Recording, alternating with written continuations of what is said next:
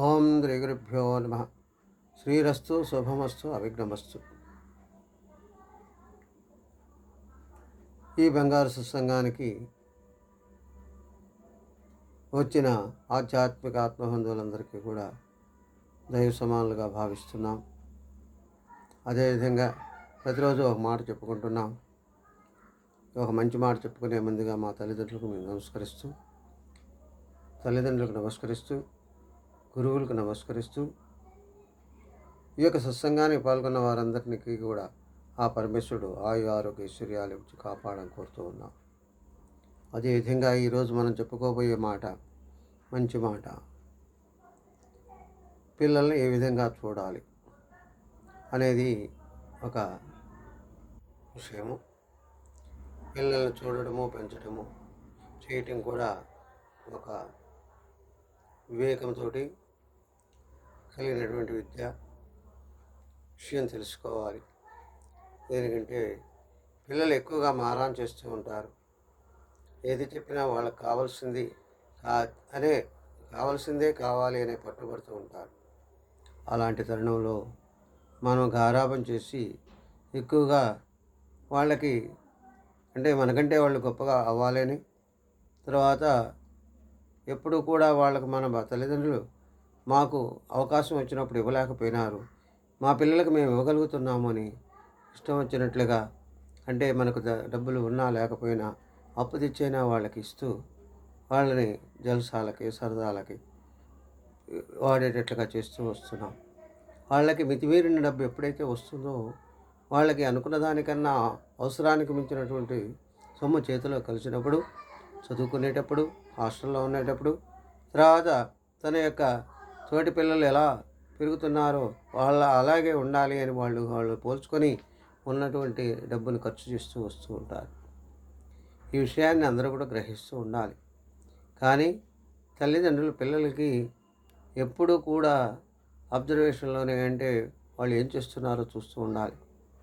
ఇలాంటి విషయంలో కొన్ని మనకు ప్రకృతి కూడా నేర్పుతూ ఉంది. ప్రకృతిలో ఉన్నటువంటి ఒక కోడి పిల్లల్ని మనం చూసుకోండి, వాటి యొక్క భవిష్యత్తు చూడండి, వాటి పరిస్థితి చూడండి.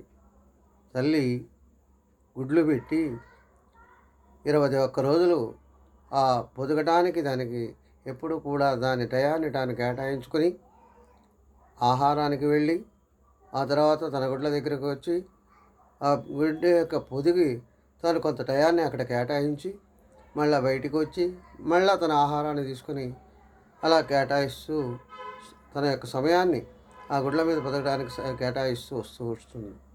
ఆ తర్వాత పిల్లలు పెరిగిన తర్వాత, కోడిగుడ్లు 21 రోజు అయిన తర్వాత పిల్లలు పెరిగి, పిల్లల కాడి నుంచి అది నిదానంగా పెరుగుతూ కనీసం 2 కిలోమీటర్ల పైన ఉన్నటువంటి గద్ద తన పిల్లల్ని ఎత్తుకుపోతుంది అనేటటువంటి భావన కలిగినప్పుడు తన పిల్లలకు తాను రక్షణ ఇస్తూ వస్తుంది.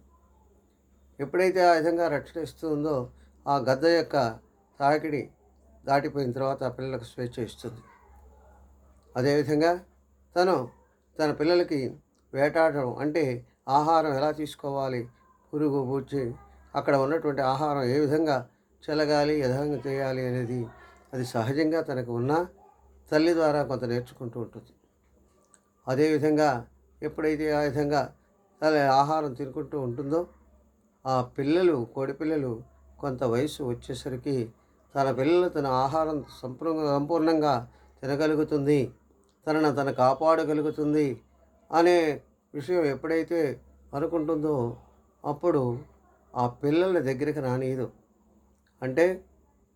తను తల్లి దగ్గరికి అండగా ఉన్నా కూడా తరిమేస్తూ ఉంది. ఎందుకని? తన యొక్క పిల్లలు తన స్వతంత్రంగా బతికేటటువంటి అవకాశాన్ని కల్పించాలి కాబట్టి ఆ కోడి ఆ పిల్లలను తన రక్షణగా ఉంచాల్సిన అవసరం లేదని భావించి వదిలిపెట్టేస్తుంది. ఆ పిల్లలు తన రక్షణ తాను కాపాడుకునేటటువంటి పరిస్థితి, తన ఆహారాన్ని తను సంపాదించుకునే పరిస్థితి, అదేవిధంగా తను ఎదుటి యొక్క తన ఆపద వచ్చినప్పుడు ఎలా ఎదుర్కోవాలో అది కూడా తన సహజంగా కొంత తల్లి ద్వారా, ప్రకృతి ద్వారా తన యొక్క ఇది నేర్చుకుంటూ ఉంటుంది. ఎప్పుడూ కూడా సహజంగా కొంత నేర్చుకోవాల్సినటువంటి ఉండాలి. అలాగే తల్లిదండ్రులు పిల్లల్ని కొంత వృద్ధిలోకి తేవాలి. వాళ్ళకి తెలివితేటలు వచ్చేదాకా నేర్పాలి. అలా బతకడాలో నేర్పాలి. అదేవిధంగా తను అక్కడ ఉన్నటువంటి విషయాన్ని అందరికీ అర్థమయ్యేట్టుగా చెప్పి ఆ పిల్లల్ని ఉత్తీర్ణ చేయాలి.